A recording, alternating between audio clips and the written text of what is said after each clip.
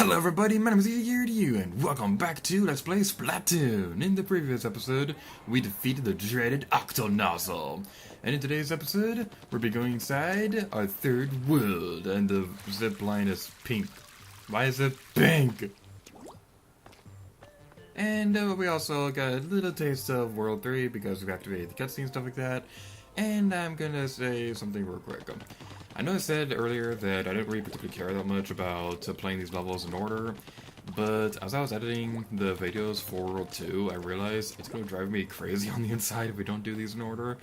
So I'm going to try my best to do just that. Is this it? No, it isn't. That's pretty close. Wow, okay. We're looking for a level 10 right now. Hopefully we'll be able to find it.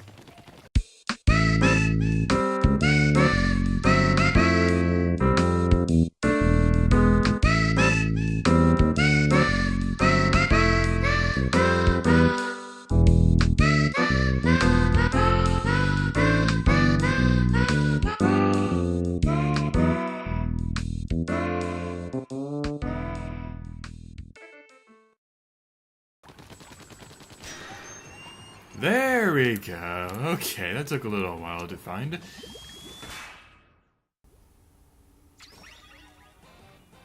This level is so pretty, it's like a train yard of death! Alright, this is the Inkrail Skyscape. So we're going to be using the Inkrails a lot throughout this level, and that's going to be pretty interesting and stuff like that. Other than that, I don't really think there's going to be a whole lot of new gameplay mechanics we have not seen before, so I'm going to take this opportunity to discuss something real quick. At the time this video is going to be released, this video would have already been uploaded, but I'd like to go over my thoughts over this anyway, just in case people didn't watch that video. The Splatoon 2 global test fire happened, so I'd like to give my opinions on the global test fire. Again, for those who didn't watch that video, Octarians are evil, okay.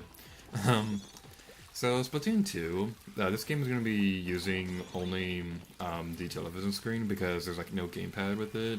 Now, even though there is a screen on the console itself, it isn't. It's only activated if it's undocked from the television. So you can only have you can only ever have one screen on at a time. Whenever you're playing through whenever you're playing on the Nintendo Switch. So because of this, they had to make some adjustments for that, and there is like one big thing that I like to talk about, and that's how they're going to be handling the map in Splatoon 2. Because in Splatoon 2, you press the X button to activate to turn on the map. So this leads to kind of a problem I had with that demo, in this game the X button jumps, but they changed that in Splatoon 2 so that the B button jumps instead, and the X button makes it so that you bring up the map. What I don't really understand is, why didn't they just make the B button the map button? That just seems like it would have been a bit more convenient. I don't really know. Well, I have a little bit of experience in programming, but I've only like studied in one college term, so I can't really say that I would have done a bit better of a job. But whatever. So speaking of programming, something that was pretty interesting was that taking that programming class has made me look at video games a bit differently than usual. Because like now I know how they would have been able to have pulled all this stuff off. Like I know how they would program enemies taking damage, and how they'd program random events that would happen. So it's pretty interesting taking that class and then playing these games, because like now I know how they would have pulled off a lot of stuff that I wouldn't have known otherwise from like a year ago. And I know it's dangerous, but I like jumping on the Inkrails because it's just so much fun. It makes me feel like a daredevil. And I'm really happy that they're going to be in multiplayer maps in Splatoon 2, even though they didn't have any Inkrails on any of the online maps in the global test fire. I'm still happy that they're going to be in there, and that they're going to be on Mori Towers. So we managed to go through that entire level without really talking about it that much. I think that might be a new record. Hopefully that doesn't become a trend all that much, but I really did want to talk about the global test fire demo, because that demo was awesome. with the creatures of the surface driven to extinction by rising sea levels, the ancestors of the Inklings were free to haul their 10-legged bodies up onto the abandoned land. This is how the mollusk era began. Yeah, Splatoon is a post-apocalyptic game. This game takes place in a future where water levels have risen to the point where humans have gone extinct and squids are now the dominant species on the planet. Mind blown.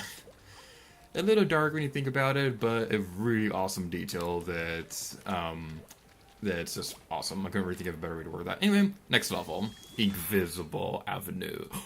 Oh man, is this the one I'm thinking of? Yes, it is! This is my favorite level in Octo Valley. This level is awesome! Those Octo Scallywags hit the path, didn't they?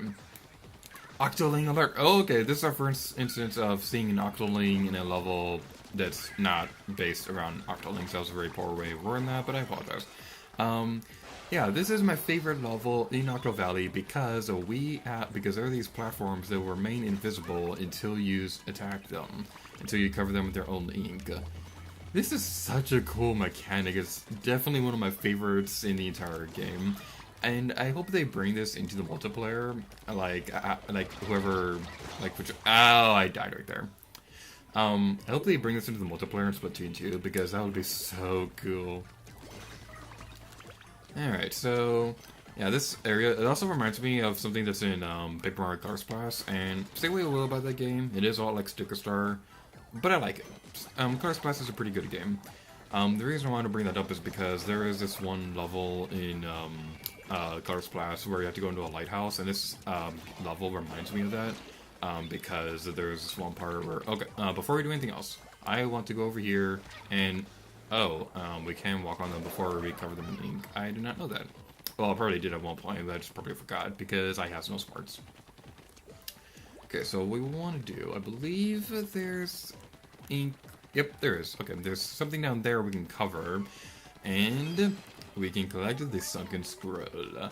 This is definitely one of the trickier ones to figure out, so if you're having trouble figuring this one out, it's not really that big of a deal because, yay, I'm bad at explaining stuff. Exteriors see-through thingamajiggies are pretty neat. Now, I'm gonna flash it up on screen right here, but one of my favorite Miiverse posts that I ever made for this level, it was where I made a smiley face out of this wall right here. So that was like a pretty funny thing that happened. And now I made the Wii U Sim logo, except I didn't put the word Wii on there because I am dumb. Somewhere around here, there would be like a pathway we can go through. Somewhere around here. Somewhere over the rainbow, I'm out of ink. Okay, I'm very tempted to cover this entire wall, but I'm not gonna do it. I lied! It's my masterpiece. Wall of ink, missing a square. It's not that great.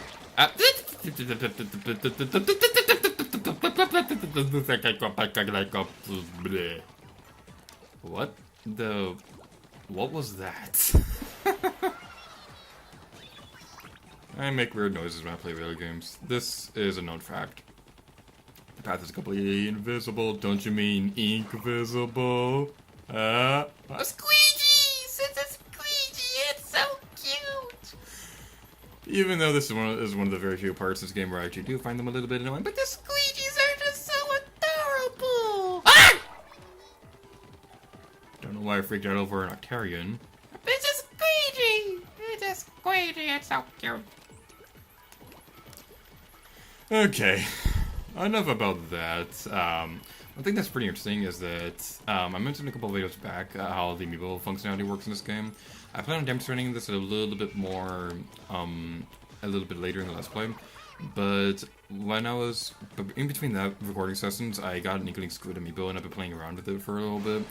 And the Inkling Squid amiibo actually gives you some like challenges, like special versions of these levels where some of them will have you only have allowed to have like a specific number of ink and things like that.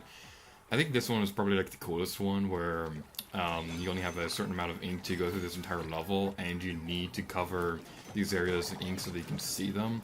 It's just something that's really interesting. You want to avoid that guy. This part right here, don't worry if you die a lot. You would, newcomers will probably die a lot in this area because of how many rapid fire Octarians are over there. Sorry for my voice crack right there. Let's destroy you, and be patient, and destroy you. Yay, patience saves lives. And bum. Attack you, and destroy you. Yay, we did it! Nice one, bucko. And splat bum, squid.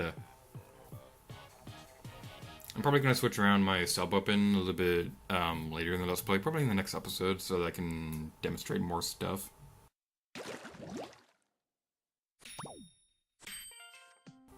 Twice a year, the Inkvisible collects and fastens souls that captures the heart, minds, and wallets of the city's youth. Is there no room in these creatures' minds for anything but battle and fashion? I got nothing. I don't really know that much about fashion to really make a joke about it, so it's a good drawing. That's all I can really say about that. But anyway, that's going to be it for this video for Octo Valley. So I'm going to meet you guys back over here in Inkopolis.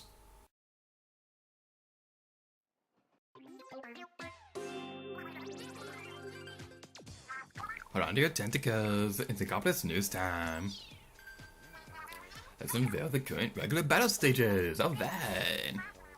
Whoa, that's a big old underpass. But don't stop to stare at it. There's battling to do. Oh yeah, but we're late for the big meeting. We don't actually work here, Callie.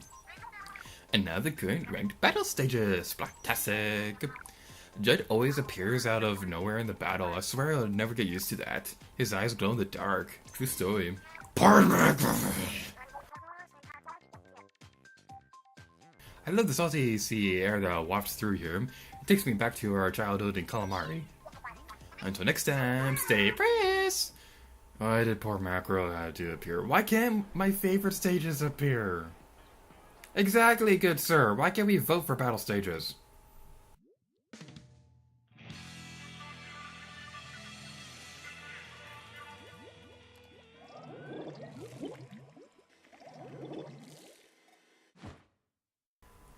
Alright, this is Anchovy Games. This is my second favorite map throughout the entire game. And if I don't sound enthusiastic right now, it's because I'm not. Because the past couple matches have been a little weird. The first one, I don't know what happened, but my mouse controls were turned off, and I just cannot play this game with analog controls. So I'm not even gonna bother using that footage. And the second match was also a little weird. I don't know what happened there. Destroy you. You. Yeah, we got 3 of them. We are awesome. Alright, so yeah, Anchovy Games. How this map works is there are going to be fans that you can use to raise and lower platforms. This offers some pretty interesting strategies, which we'll be going over in a bit more detail when we go through the more in detail for the online portions of this game. Because like I said earlier in the Let's Play, the first part of this Let's Play is going to mainly focus on the story mode, but the reason why I'm including online matches in these videos is simply just because of the fact that the online part of this game is such a big part of what made Splatoon so great. I say that as if it's not great anymore, but yeah, this game is still pretty cool. Even if Splatoon 2 is around the corner, this is still a really enjoyable game. And I do hope that they keep the servers open for a little while after Splatoon 2 is released. One detail that's really interesting that I'm also going to be going into a little bit more detail for when we do the online videos is there is a room in this area that has like fully modeled textures and things like that, but you'd never be able to see it in normal gameplay. So I don't really know why they would go through the effort of programming that. Maybe they just felt like doing it for no reason. I don't really know. But again, I plan on demonstrating what this room actually looks like a little bit later in the Let's Play when we go into more detail. Okay, yeah, we got you. You ran into my sprinkler. Wah.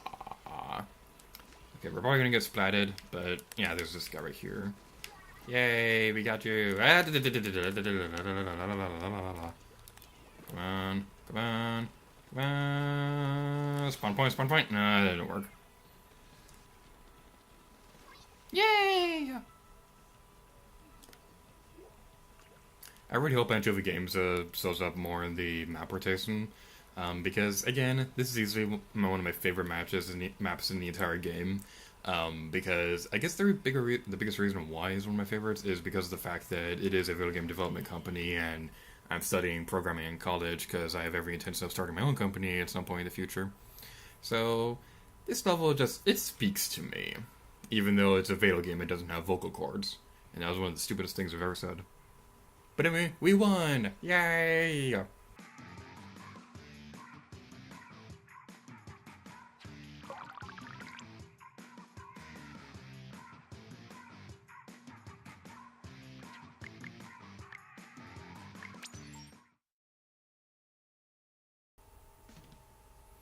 Anchovy Games.